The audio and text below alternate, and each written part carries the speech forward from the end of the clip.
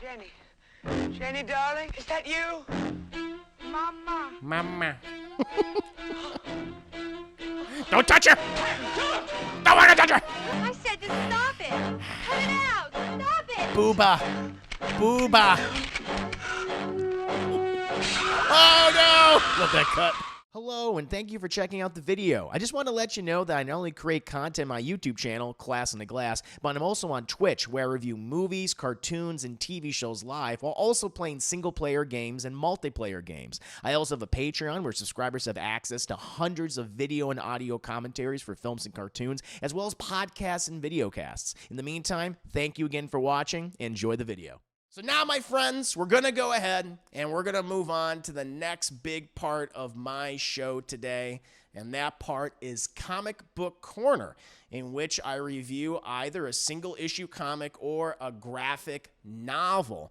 And today, we're doing a review on a comic, on a graphic novel I've never heard of before, that I never read before until a few days ago, until a day ago, really. And that is Something is Killing the Children, which is created by James Tynion IV and Werther Del Adera. And the person I have to thank for this, obviously, are the people on my Patreon. Thank you so much for suggestions. Thank you, M. Xavier, for suggesting this graphic novel, and thank you guys for voting for it. And, you know, before kind of getting into, the nitty-gritty details of this particular comic, I do want to provide you guys with a synopsis for those of you who have never heard before, like myself. I had not heard of it before until pretty much like a day ago. And synopsis is, when the children of Archer's Peak begin to go missing, everything seems hopeless. Most children never return, but the ones that do have horrifying stories. Impossible stories of terrifying creatures that live in the shadows of the woods. Their only hope of finding and eliminating the threat is the arrival of a mysterious stranger who believes the children and claims to see what they can see. Her name is Erica Slaughter, and she kills monsters. And before getting into the graphic novel itself, I have to say that the title is very evocative of a lot of like classic, horror pulp novels and films from the 1970s and 1980s. It's already just like a very ominous name, since it makes the reader aware of the fact that there is something viciously killing the children of this small dying town. And it reminds me of this film called The Children from 1980. And it just made me think of the music, the setting, and even the narration from that film's trailer. I actually want to go ahead and watch that trailer for you guys, because it is pretty cool. The movie itself is not that great, but the trailer I think is like really fun. It kind of gets you in the mindset too. So let's go and take a look at that trailer for The Children. Yeah! Time you believed in a new kind of horror.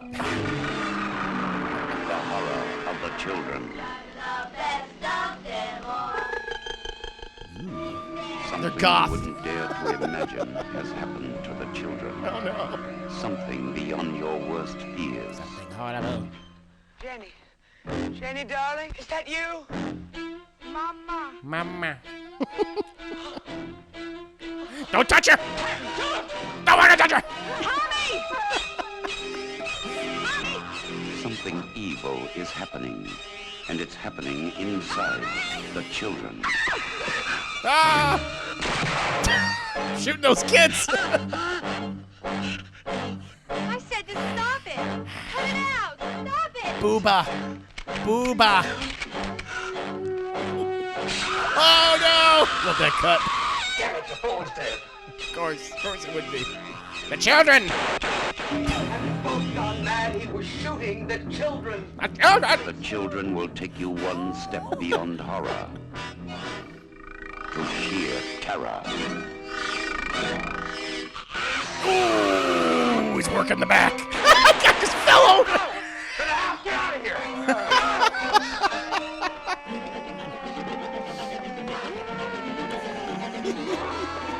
Something terrifying has happened to the children.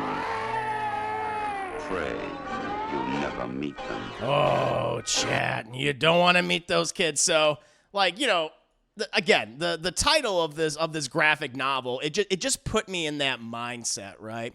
And again, even though like, both properties focus couldn't be like more different in terms of the subject matter. It just got me in a nice mindset, to read the first volume of this currently ongoing series, and it's a very successful series. Chad's won numerous awards as well.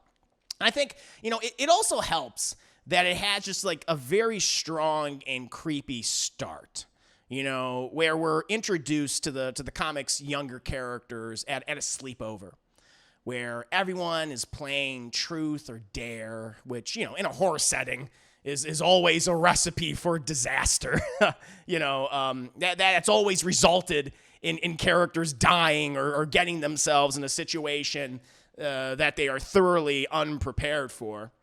We initially focus on this one character named James, who is this shy, nerdy kid, who's asked, truth or dare at this sleepover.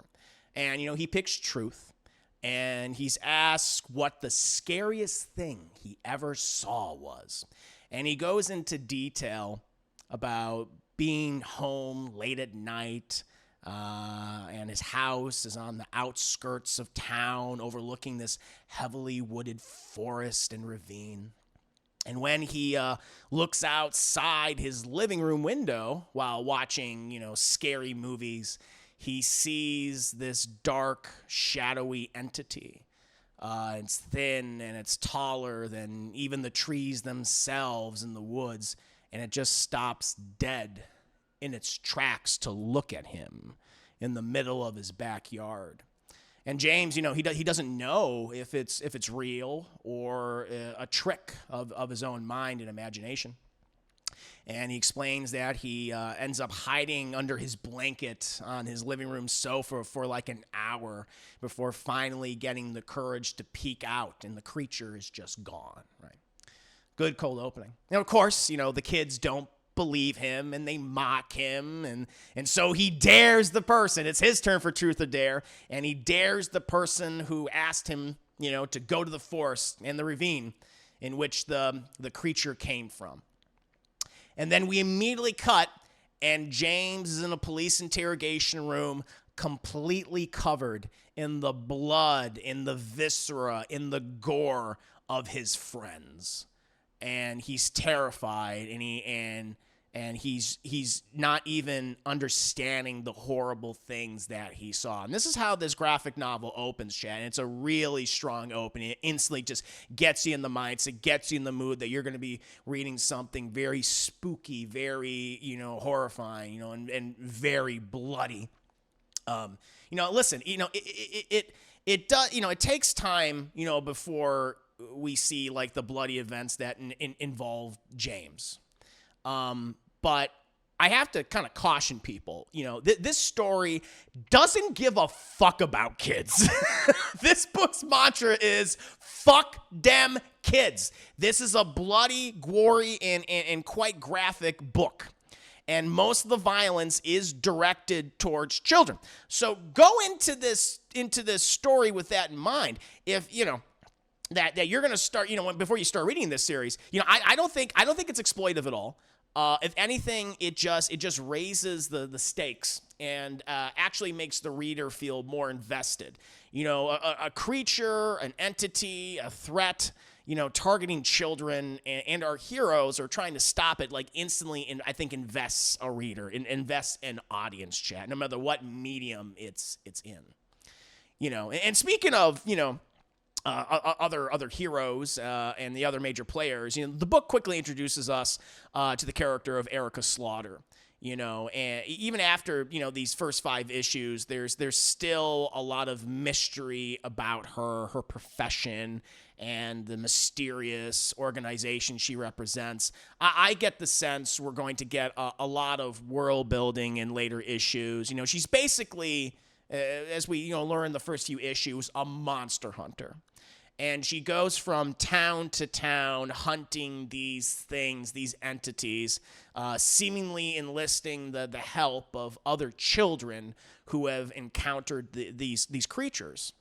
And, like, the first time we're introduced to her, which is after James's, basically explanation to the police officer and having seemingly survived the events which caused the horrific mutilation and death of his friends, it starts very disturbing where Erica is assisting another survivor of a possible monster attack, and this girl is in a horrible state. Like, she's pretty much a human torso, where she's lost, it looks like she's lost both her legs, possibly one of her other arms is gone. She has one arm, she only has one eye left, chat, and like Erica is like wheeling her around in this like red little cart. And, basically she says, like, wait right here. Erica goes in the woods, and there's some sort of battle we hear, and she comes out just covered in blood and viscera, and the little girl who's basically like a torso is like, is it over? And she's like, yeah, it is. But it's like, that's kind of how we're introduced to the character, and it's disturbing. It's like, it's really creepy, and it could be almost like off-putting to some, especially if they have issues with violence against children in genre in media. There's interesting aspects to her too. Her what accompanies her on her monster hunts and her ventures. She has this little stuffed animal, an octopus, who seems to be holding the essence of some otherworldly being that helps her on her various missions. It also seems to be very manipulative and sarcastic and thoroughly untrustworthy. Kind of like a running gag in at least the first 5 issues in the volume. In volume 1, she just argues with it, and it makes her look consistently crazy, as like other people are just kind of like, why is she arguing with like a stuffed octopus? And so people are already like, they mistrust her, and they're disturbed by her, and they already like suspect her, because when you pull a little, octopus out of your bag and you see me yelling at it, people are going like, well, that's a little strange, that's a little odd. But of course there's more to it. There are other characters we're introduced to. We have this older brother of one of the missing kids, who doesn't understand like what's actually going on, and pursues the mystery in his own way, and gets himself in trouble and crosses paths with some of the other characters. We also introduced like the town sheriff, who very much like any town sheriff, Chad, doesn't know what's going on, but wants to prevent these killings from happening and find the children that are still missing, that have not been confirmed as dead yet. And you're also introduced to like other denizens of this town. And, through them, we get a sense that this town is barely limping around. And like a dark cloud has been hanging over it long before the deaths of all of these children. And it just kind of like, even like when you go to, they have a restaurant there, which is pretty much like a parody of Applebee's. It's called Apple Beans. And like no one goes to the Apple Beans anymore. And they barely have any customers except like some of the regulars there. And it just kind of feels almost like that. Like, and we'll get into the artwork in just a bit, but it has this kind of like, oh God, it's so oppressive. Like how the buildings and the homes like look inside of this town. Like we go to a trailer park at one point where one of the characters' dads, he's a sad divorced dad, Jay. He's an alcoholic, he's fat, he's a bum, he's a schmuck, and we go inside of his gross little like RV home and his mobile home, and he's like naked. And he's got this hairy, just lumpy body, and it's like, oh, when we see it, he's like, turn around, Jesus.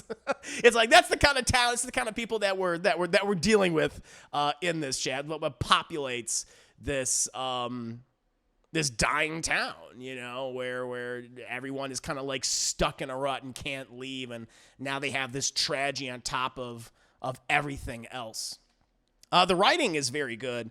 There's not like an overabundance of text. It's not very wordy, and it has like a very blunt, matter-of-fact approach in its storytelling. The characters do feel like real people. If the dialogue not being overly, bombastic and flowery, it definitely grounds the material despite the supernatural setting and despite some of the crazy concepts that we're introduced to. Even when we're not given a thorough explanation of some of those concepts. Some are explained, some are not. Obviously because they're working towards, building up this world first. And, I understand that. I get that. The artwork, I think, is absolutely fantastic.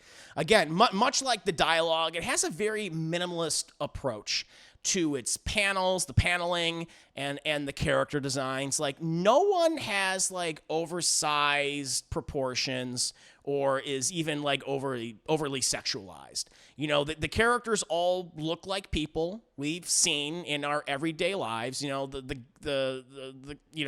no guy in here with ridiculously broad shoulders or a six-pack or anyone with overly sized breasts or a thick ass sticking out of a panel. It's just a bunch of schlubs. It's just a bunch of schlubs and a number of relatively normal-looking folks.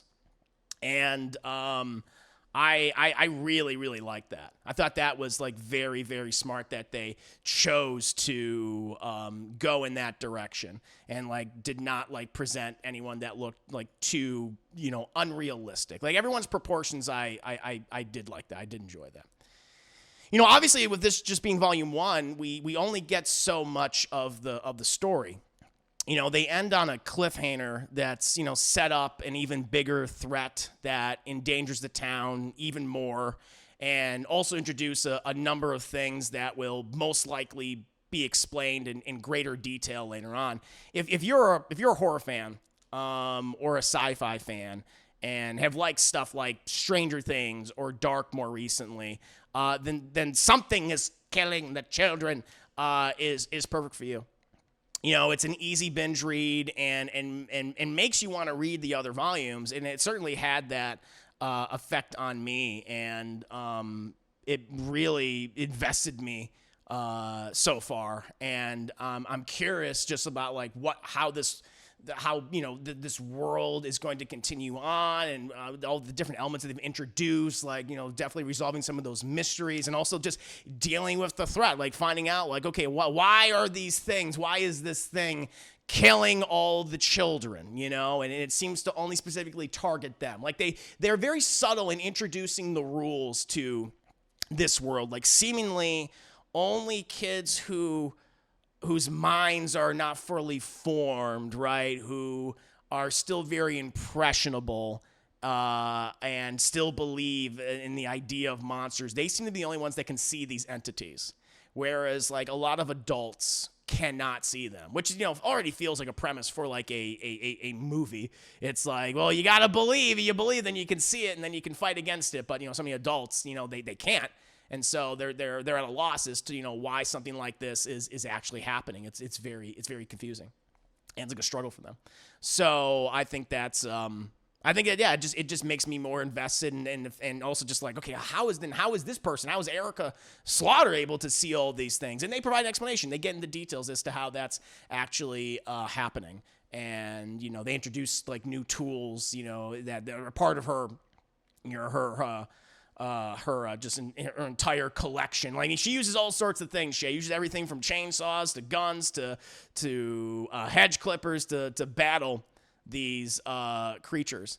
And also seemingly some magical element is involved too, or some type of interdimensional element. So it's exciting. It's exciting. I'm curious to see what else they're going to end up doing and what else they're going to be eventually introducing to this entire series. So, but yeah, Chad, I can tell you right now, I highly recommend Something is Killing the Children. I think it's great. What about you guys out there? Have you guys read this book? If not, are you interested in reading this book? Let me know.